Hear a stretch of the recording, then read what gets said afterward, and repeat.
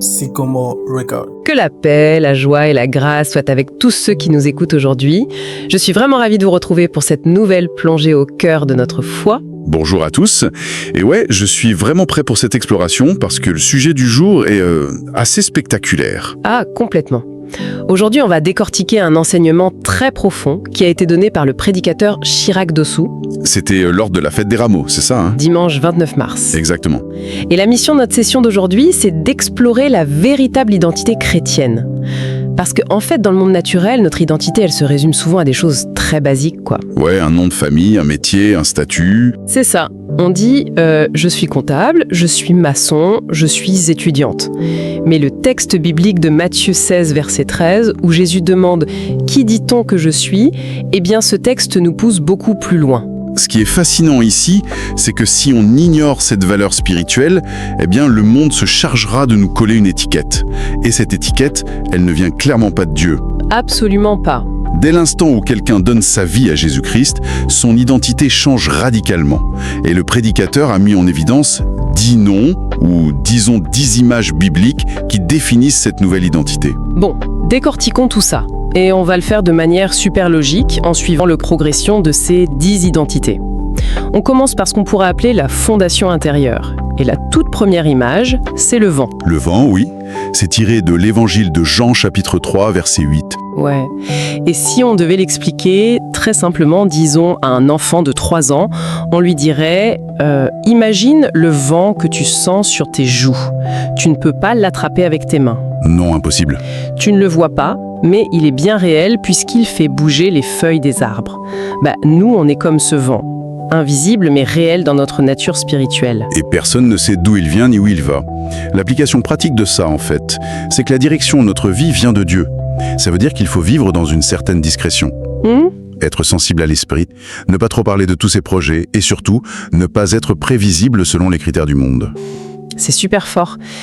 Mais du coup, ça soulève une question. Comment on concilie cette liberté totale du vent avec notre besoin de stabilité dans la vie? Ah, c'est là qu'intervient la deuxième image de cette fondation intérieure, le temple. Ah oui, le temple.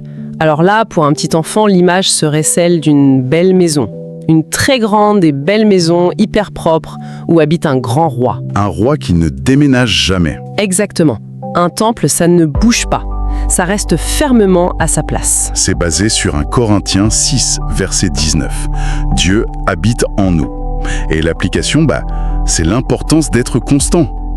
Le temple reflète la sainteté, l'humilité, la pureté. Ouais. Donc, en tant que croyant, on doit rester focus, ne pas être instable ou ballotté par toutes les modes qui passent. Donc, on a cette fondation à l'intérieur, on est libre comme le vent, mais stable comme un temple. C'est un équilibre magnifique. C'est ça. Et une fois que cette maison, ce temple, est bien établi à l'intérieur, la question c'est comment elle interagit avec l'extérieur. Eh bien, on ouvre les fenêtres. Ce qui nous amène à notre deuxième grande section, l'impact sur le monde extérieur. Avec la troisième identité, la lumière du monde. Matthieu 5, verset 14. Vous êtes la lumière du monde. Pour reprendre nos images simples, c'est comme quand on allume une lampe de poche dans une chambre qui est toute noire.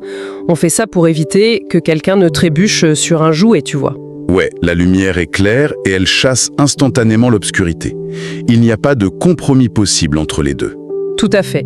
Et l'application, pour ceux qui nous écoutent, c'est que notre vie doit guider les autres. On doit les aider à sortir de l'ignorance, être un bon exemple par notre témoignage au quotidien.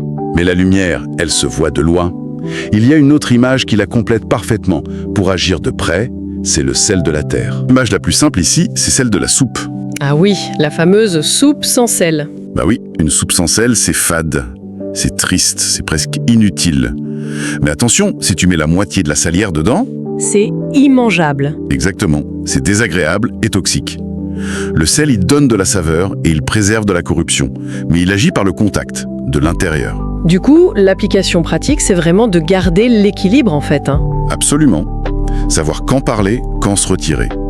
Être utile à la société, mais sans excès, sans imposer les choses de manière lourde ou écrasante. Bon, là, ça devient vraiment intéressant. Parce que Pour être cette lumière et ce sel, il faut un changement total de nature. Et c'est là qu'on entre dans notre troisième section, le nouveau statut. La 5e identité de la liste. Une nouvelle créature. 2 Corinthiens 5, verset 17. Et l'image pour les enfants, elle est classique, mais elle marche à tous les coups. C'est la chenille qui devient un papillon. Ah oui, la métamorphose. Voilà. Une fois que c'est un papillon, il ne peut plus ramper par terre comme avant, c'est fini. Ses anciennes habitudes ont disparu. Tout ce qui est ancien disparaît, ouais. Le passé n'a plus aucun pouvoir sur nous. Donc, l'application, c'est d'arrêter de vivre selon les codes de notre ancienne vie. Il faut changer radicalement de mentalité. Et cette nouvelle créature, ce magnifique papillon spirituel, eh bien, il n'est pas jeté tout seul dans la nature. Non, heureusement. Il intègre une famille. Et ça, c'est la 6e identité. Un enfant de Dieu. Une identité tellement rassurante. Si on imagine un tout petit enfant, disons au bord d'une route très passante, s'il est seul, il est terrifié. Mais s'il tient fermement la grande main de son père, il traverse sans aucune peur. Il ne s'inquiète pas parce qu'il fait une confiance totale à son père. Et c'est basé sur Jean 1, verset 12. Et j'insiste sur le texte source parce qu'il dit bien à tous ceux qui l'ont reçu, à ceux qui croient en son nom, il a donné le pouvoir de devenir enfant de Dieu. Le pouvoir de le devenir, oui. L'appartenance à Dieu est totale. L'application ici, c'est vital pour notre époque angoissée. C'est de vivre dans la confiance, dépendre de Dieu au quotidien et rejeter l'anxiété. Un enfant de roi ne vit pas dans la peur du lendemain. C'est tellement libérateur. Et si on relie ça à la vue d'ensemble de notre exploration, cet enfant de Dieu, il grandit. Forcément. Et en grandissant, il finit par représenter les intérêts de son père dans le monde. Ce qui nous amène à la section 4 sur la représentation et le combat. La 7e identité. Un ambassadeur. 2 Corinthiens 5, verset 20. L'image est simple. C'est un envoyé spécial qui voyage dans un autre pays, très loin. Mais même s'il est à l'étranger, il continue de parler et de s'habiller selon les règles de son propre roi. Il représente son maître partout. Nous ne sommes pas de ce monde, nous venons de la cité céleste. Donc l'application, c'est de parler, d'agir tous les jours, au bureau, à l'école, selon les valeurs de Christ. Mais là, je relève un paradoxe fascinant dans les notes du prédicateur. Représenter ce royaume de paix, ça implique parfois de faire face à une grosse opposition. Ouais, parce que le pays étranger n'est pas toujours très accueillant pour l'ambassadeur. Exactement, et c'est pour ça que la 8e identité, c'est un soldat. 2 Timothée 2, verset 3. L'image pour les enfants, ce serait un garde courageux qui reste bien éveillé toute la nuit pour protéger les murs du château. Un soldat, c'est discipliné, c'est vigilant et c'est toujours prêt. La vie chrétienne, ce n'est pas qu'un long fleuve tranquille, c'est aussi un combat spirituel. Une vraie réalité. Donc l'application, c'est la nécessité d'être éveillé spirituellement, de s'entraîner à obéir à Dieu et de rester ferme quand les épreuves ou les tentations arrivent. Et c'est là qu'on se pose une excellente question. Comment ce soldat, ou cet ambassadeur, trouve-t-il la force de tenir bon jour après jour ? C'est la clé de voûte de tout cet enseignement. Et ça nous ouvre la dernière section, la source et l'héritage. La 9e identité, c'est le sarment attaché au cep. L'évangile de Jean, chapitre 15, verset 5. Sans Christ, il est impossible de produire du fruit. Imaginez juste une petite branche de pommier. Si on la coupe et qu'on la pose par terre, elle ne pourra jamais donner de pommes. C'est biologiquement impossible. Sans le tronc, la branche n'est rien. Elle sèche. Voilà. Et notre application pratique, c'est qu'il faut absolument cultiver cette intimité quotidienne. Rester connecté à Jésus. Parce que c'est seulement cette connexion divine qui nous permet de porter du fruit, de l'amour, de la patience. Et ce qui est génial, c'est que ce fruit produit par notre connexion, il devient visible pour le monde entier. C'est la conclusion parfaite, notre 10e et dernière identité. Une lettre vivante. 2 Corinthiens, chapitre 3, versets 2 et 3. La vie du croyant est un message visible. C'est comme un très beau livre d'images.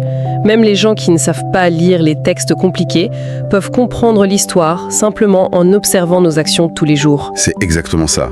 Cette lettre, elle est écrite par l'Esprit du Dieu vivant sur nos cœurs.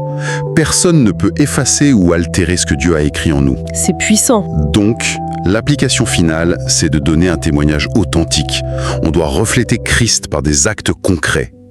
La gentillesse, la justice, le pardon. Eh bien, ça fait un parcours incroyable. Si on fait un résumé rapide, notre véritable identité en Christ, c'est bien plus qu'une profession ou un statut social.